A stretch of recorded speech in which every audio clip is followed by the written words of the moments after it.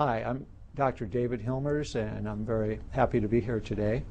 By way of background, I went to the university and had earned a degree in mathematics.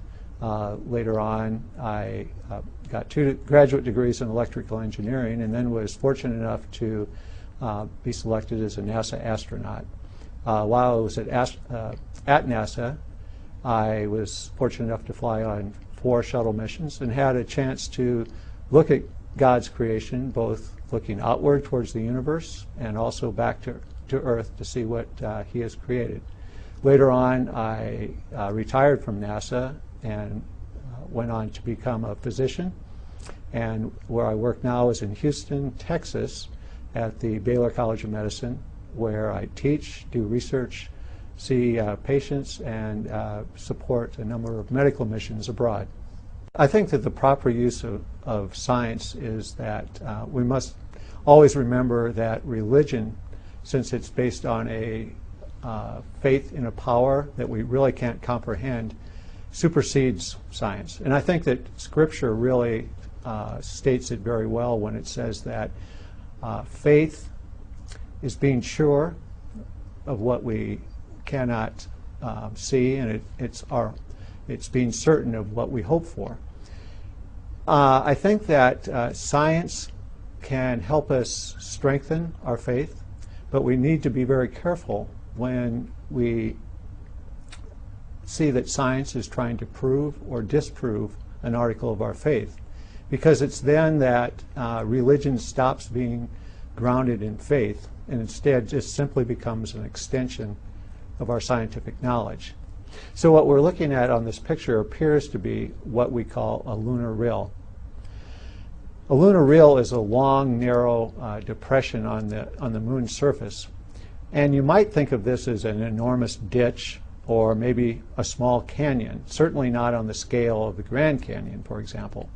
However, lunar rills can be very long, maybe over 100 miles in length, and they can be quite wide as well. Some of them are over a mile wide.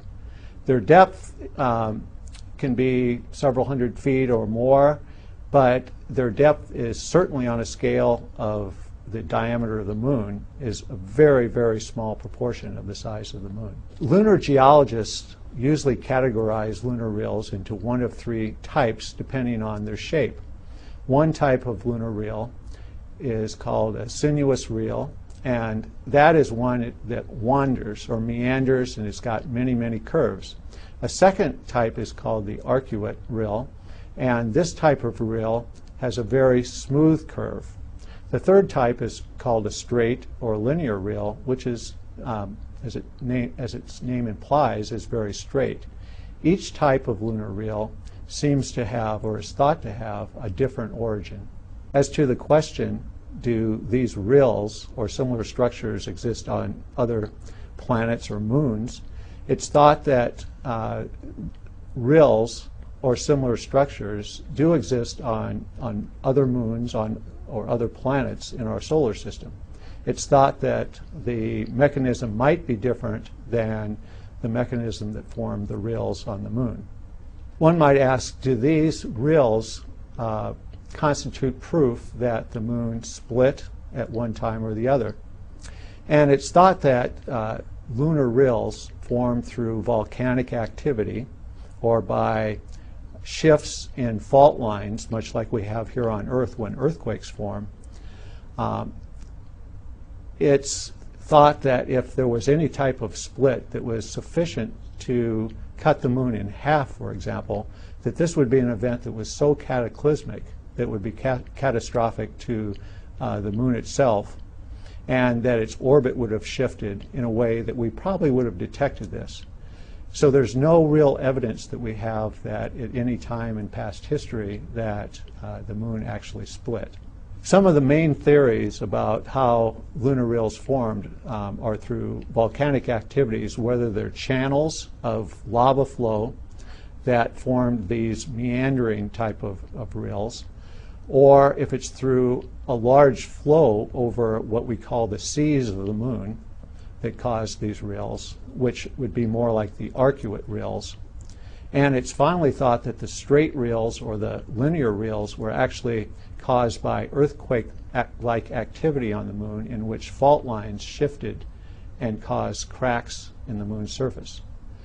As far as the timing of the formation of lunar reels, it's really impossible for scientists to put a precise date on the date of their formation. However, it's thought that these reels, whether they're on the moon or on other planets, formed at various points in the history of the solar system.